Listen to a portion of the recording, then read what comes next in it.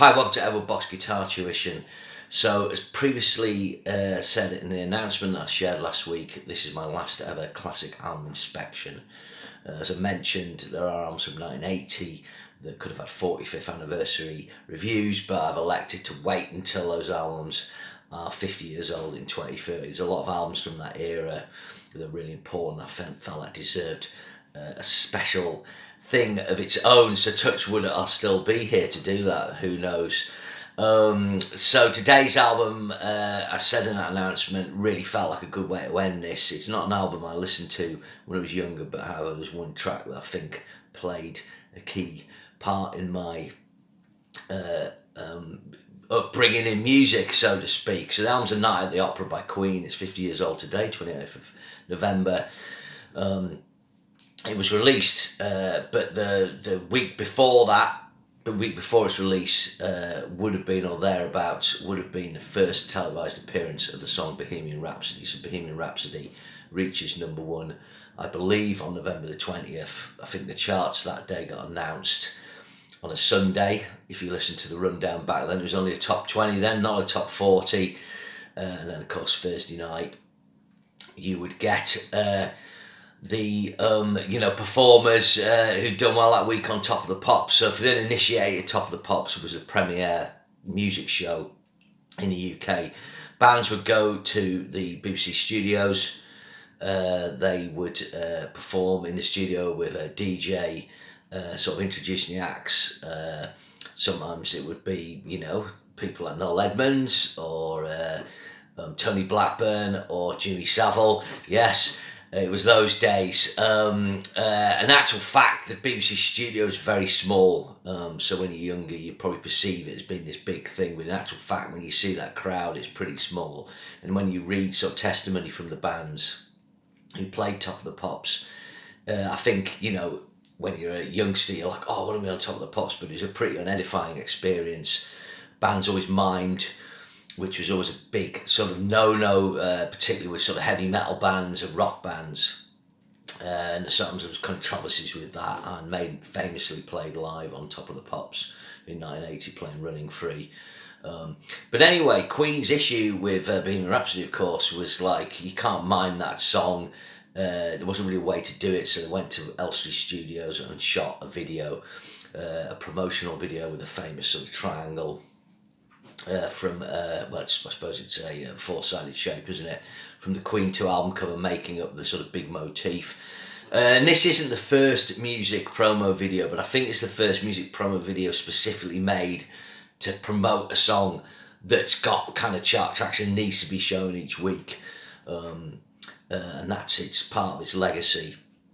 But for someone like me, who then was only 4.5, this gave me opportunity to watch this every week. So how come I ended up watching Top of the Pops? I mean, it's pretty weird for a kid my age. But basically, I've got all brothers who are quite a bit older than me. And so when Top of the Pops, when they're of that age, of sort of 8, 9, 10, and first started to get into these things, we would, as a family, or they would want Top of the Pops on, I guess. So that means I was exposed to music by proxy, so to speak.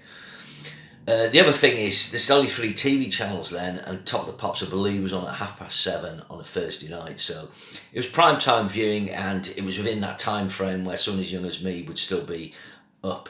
I'm sure some people had to go to bed at 7:30, but fortunately I went to bed at 8:30. I can tell you, actually, I went to bed at 8:30 all the way through primary school, and then it kind of went to 9 o'clock in secondary school and so on.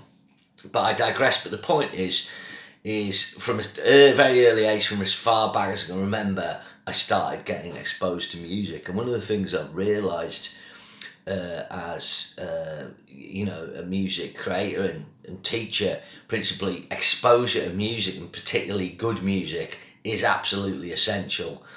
A lot of people want to pick up an instrument, they want to have a go, but when you actually look into their sort of past, they've not really got a very evolved musical taste. They've not been exposed to music. They don't have a sort of big kind of list of bands or artists they really like. It's that classic thing, what music you're into. Oh, well, I like a bit of everything, really, which says to me that you haven't really been exposed in depth to music. But that's just my opinion. So what something like Top of the Pops I know we would do was here the hits of the time, but luckily as well that period in the 1970s, although it has terrible novelty records and things like Terry Wogan and things like that, it has some of the best music ever made, and going back to the very early 70s, I mean, it really is a golden period. And you're going through genres from glam rock, disco, punk, new wave, heavy metal, new wave of British heavy metal coming out as well. And it was an amazing period. So going back to this premiere of Bohemian Rhapsody, I think a few months before I looked this up, and the songs that were hits around then, one of them was I'm Not in Love by 10cc, and I remember seeing a replay of that on the Top of the Pops 2 many years ago, or in some format, and it triggered something in me. I was like, not only did I know the song, I remembered the video. I remembered the sort of the weird sort of spherical shot of them being reflected in a mirror ball, and I realised that was my earliest memory of Top of the Pops. I'm Not in Love's a great song with fantastic production, so the very first song I can remember is a real classic. After that, my next memory would be Bohemian Rhapsody. And incidentally, the song that replaced Bohemian Rhapsody at number one, another one of my earliest memories, was Mamma Mia by ABBA, another cracking song. I also remember in 1976, Blinded by the Light, Manfred Mann's Earth Band cover of the Bruce Springsteen track. Not that I knew that then. But again, it's all part of that thing where there's good music happening.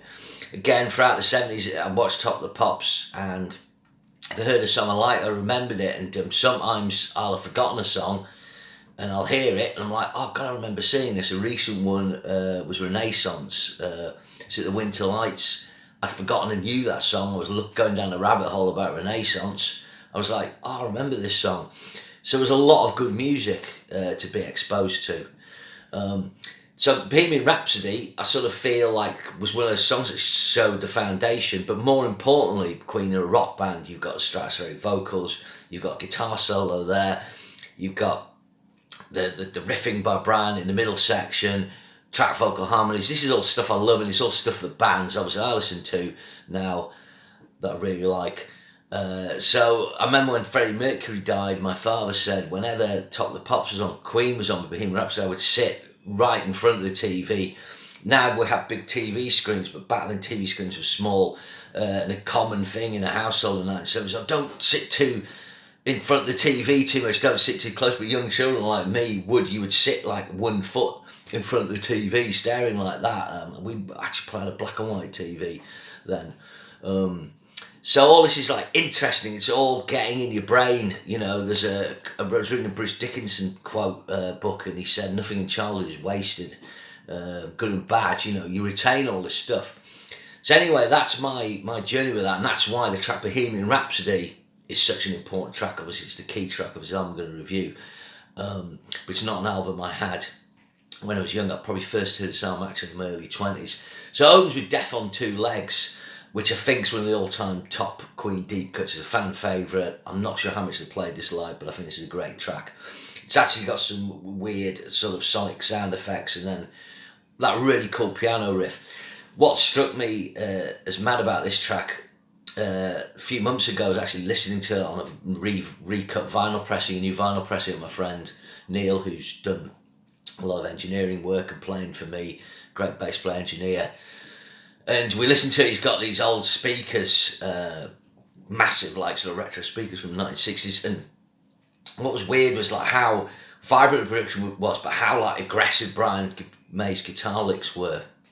You know, they're cranked up in the mix and they kind of blast out the speakers. And there's nothing conservative about the mix on this. It's very unusual, a sound for the track.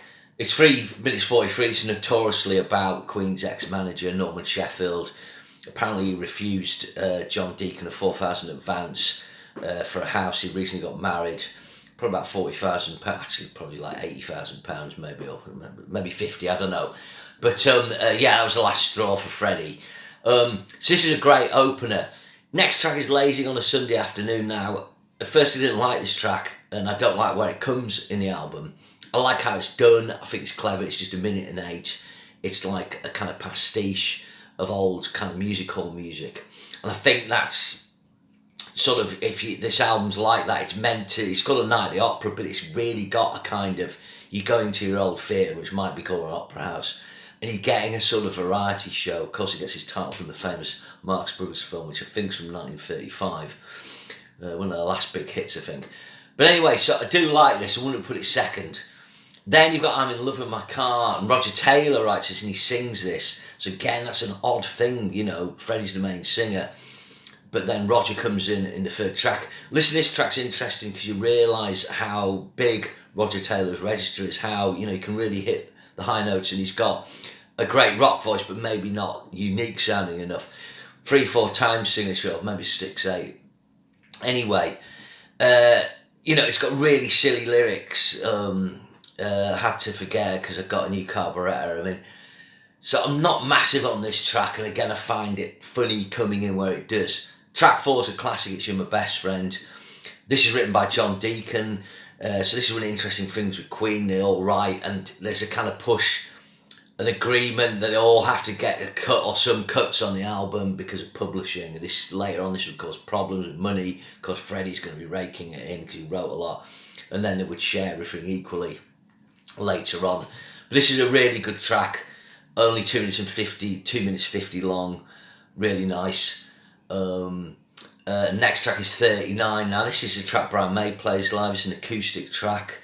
Seems to be evoking the spirit of 1939. It's got a weird kind of Lydian bit, almost kind of spacey, so could be wrong about the lyrics. I'm not that keen on this track, I've got to confess. It's a nice song, I understand why people like it, but already that eclecticism to me has kind of mishmashed the album a bit. Now a lot of people like that eclecticism of Queen, and that's one of their strengths, but I believe sometimes, or in general, it kind of made them not always have albums that are kind of glued together in the way that another album would. It stopped their albums having a kind of mission statement, so to speak, but that's just my opinion. Track 6 is Sweet Lady. This is written by Brian May. This is a really cool rocker track. Actually, Brian May rips out a really tasty pinch harmonic on this, so if you're a guitarist you'll know what it is, a pick squeal as you call it. He uses a sixpence, so very metallic sound would create that harmonic contact. Probably might have hit it by accident, who knows, but it's actually really hard technique to do back then due to lower gain on amplifiers. So of course he uses a Fox with a Rangemaster treble boost, which he may have used on this track, probably with his famous homemade Guitar Red Special, but unusual to hear that. Sort of pinch harmonics are always a kind of rarity in the throughout the 70s. They become more prevalent in the 80s with the higher gain amps and enabling more harmonic response. Okay, so Sweet Lady's cool. It's got a cool timing, kind of cool 3/4 time. Then you got Seaside Rendezvous. So again, this is kind of lazy on a Sunday afternoon sort of vibe. Got a really cool Brian multi-tracked harmonised solo. I really like it when Brian, he'll do like 2 or 3 part harmonies, but he's probably tracked the guitars more, and there's this really, really nice kind of squash creamy sound.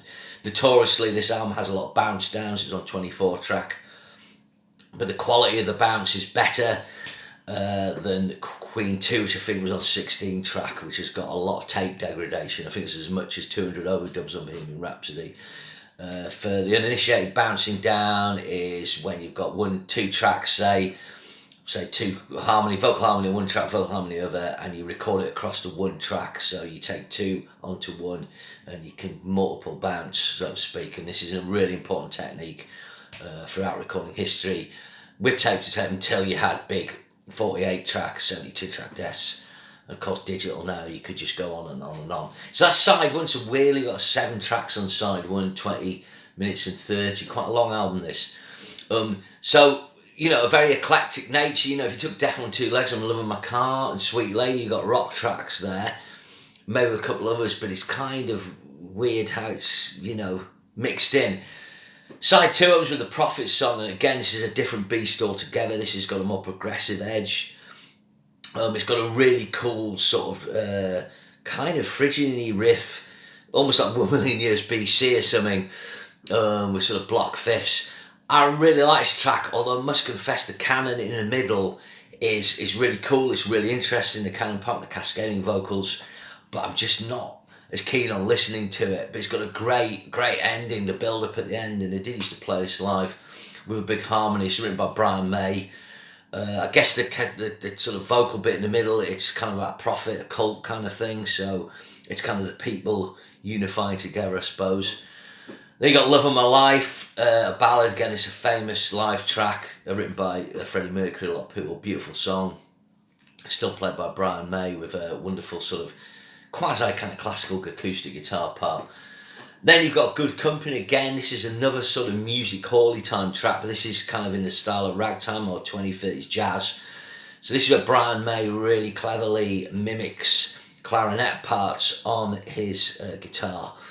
It's pretty mind-blowing. You know, he's obviously used specific pickup selections, and he's got a crazy amount of pickup selections on his guitar, and that's created a really unique sound. A kind of, you know, sort of squeezed middly sound, I suppose.